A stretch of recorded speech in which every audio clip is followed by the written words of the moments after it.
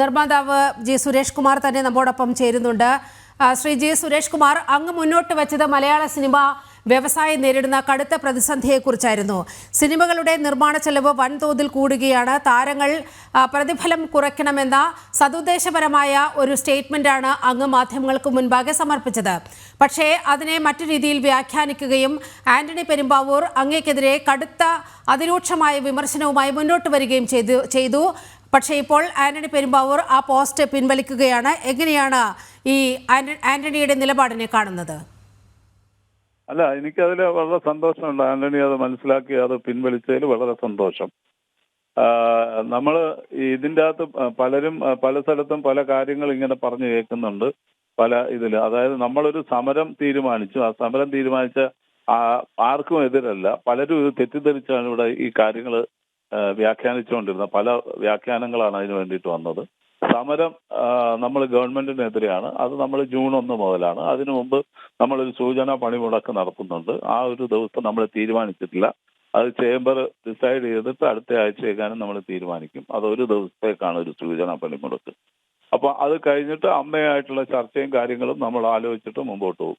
നമ്മളിത് വളരെ നല്ല രീതിയിൽ കാണുമ്പോൾ പല ആൾക്കാരും അത് തെറ്റായിട്ട് വ്യാഖ്യാനിച്ചു കൊണ്ടുപോവുകയാണ്. നമ്മൾ മലയാള സിനിമയുടെ നല്ലതിന് വേണ്ടിയിട്ടും ഉന്നമനത്തിന് വേണ്ടിയിട്ടും ഒക്കെയാണ് നമ്മൾ കാര്യങ്ങൾ ചെയ്യുന്നത്.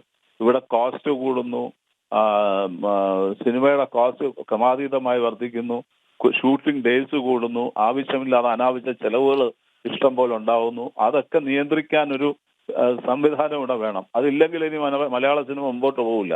അതിനു വേണ്ടിയിട്ട് ശബ്ദമുയർത്തുമ്പോൾ അത് അടിച്ചമർത്താനായിട്ട് ഒരു വിഭാഗം ആൾക്കാർ ഇറങ്ങിത്തിരിക്കുകയും അത് അവർക്കിപ്പോൾ എനിക്ക് തോന്നുന്നു എല്ലാവർക്കും മനസ്സിലായെന്നും തോന്നുന്നു. അത് മനസ്സിലായി കഴിഞ്ഞാൽ എല്ലാവർക്കും നല്ലത്. നമ്മൾ ആർക്കും എതിരായിട്ട് പറയാനല്ല നിൽക്കുന്നത്. നമ്മൾ പൊതുവായിട്ട് സിനിമയ്ക്ക് വേണ്ടിയിട്ടാണ് ഞാൻ സംസാരിക്കുന്നത്, അല്ലാതെ എനിക്ക് വേണ്ടിയിട്ടല്ല. ഞാൻ പൊതുവായിട്ട് സിനിമയ്ക്ക് വേണ്ടിയിട്ട് സംസാരിക്കുന്നത്, അല്ലാതെ ഇവിടെ കുറേ നിർമ്മാതാക്കൾ മുൻനിരയിലുണ്ട്. അല്ലാതെ കഴിഞ്ഞ വർഷം 200 പടം ഇറങ്ങിയാൽ 24 സിനിമകളാണ് ഓടിയത്. ആ 24 സിനിമയുടെ നിർമ്മാതാക്കൾക്ക് വേണ്ടിയിട്ടല്ല ഞാൻ സംസാരിക്കുന്നത്. ആ പരാജയപ്പെട്ട 176 സിനിമകളുടെ പ്രൊഡ്യൂസർമാർക്ക് വേണ്ടിയിട്ടാണ് എൻ്റെ ശബ്ദം. അവരൊക്കെ കഷ്ടപ്പെട്ട് സിനിമ ഉണ്ടാക്കിക്കൊണ്ട് വന്നിട്ട് ഇഷ്ടംപോലെ കാശ് കൊണ്ട് കളഞ്ഞ് വേസ്റ്റ് ചെയ്തിട്ട് ഒത്തിരി പേര് ഇവിടെ, ഒത്തിരി സംവിധായകർ ഒക്കെ ഇവിടെ വേസ്റ്റ് ചെയ്യുന്നുണ്ട്. പടങ്ങൾ എടുത്തിട്ട് ദിവസങ്ങൾ കൂട്ടിയും പ്രൊഡ്യൂസറുടെ കാശ് അനാവശ്യമായിട്ട് വേസ്റ്റ് ചെയ്തിട്ടും പല സംവിധായകരും അത് ചെയ്യുന്നുണ്ട്. അതിൽ ഇനിയൊരു അറുതി വരുത്തണം. ആർട്ടിസ്റ്റുകളും ഒരു ഡിസിപ്ലിൻ ഉണ്ടാവണം. അവരുടെ കൂടെ 7-8 ആൾക്കാർ കൂടെ വരുന്നുണ്ട്. അതൊക്കെ കുറയ്ക്കണം. എല്ലാവരും കൂടി ആലോചിച്ച് കാര്യങ്ങൾ തീരുമാനിച്ച് അവരുടെ റെമ്യൂണറേഷൻ കുറയ്ക്കണം എന്ന് ആദ്യം മുതൽ നമ്മൾ ആവശ്യപ്പെടുന്ന കാര്യമാണ്. അപ്പോൾ അതെല്ലാം കൂടെ ആലോചിച്ചിട്ട് തീരുമാനങ്ങളിലേക്ക് എത്തും. ഇത് ഞാനും ആന്റണിയും തമ്മിലുള്ള പ്രശ്നമാണ് ഇവിടെ തീർന്നത്. ഇനിയും ഇൻഡസ്ട്രിയുടെ പ്രശ്നം അവിടെ നടക്കുന്നുള്ളൂ. അത് ആന്റണിയും ഞാനുമായിട്ടുള്ള പ്രശ്നം, ആന്റണി അത് പിൻവലിച്ചതോടുകൂടി എൻ്റെ പ്രശ്നം തീർന്നു. എനിക്കത് വളരെ സന്തോഷം തരുന്ന ഒരു കാര്യമാണ് അദ്ദേഹം അത് പിൻവലിച്ചതിന്. എന്നുവെച്ചാൽ ഞങ്ങൾ നല്ല സൗഹൃദത്തിലുള്ള ആൾക്കാർ തമ്മിൽ തെറ്റിപ്പിരിയുന്നത് ഒരിക്കലും ശരിയല്ല.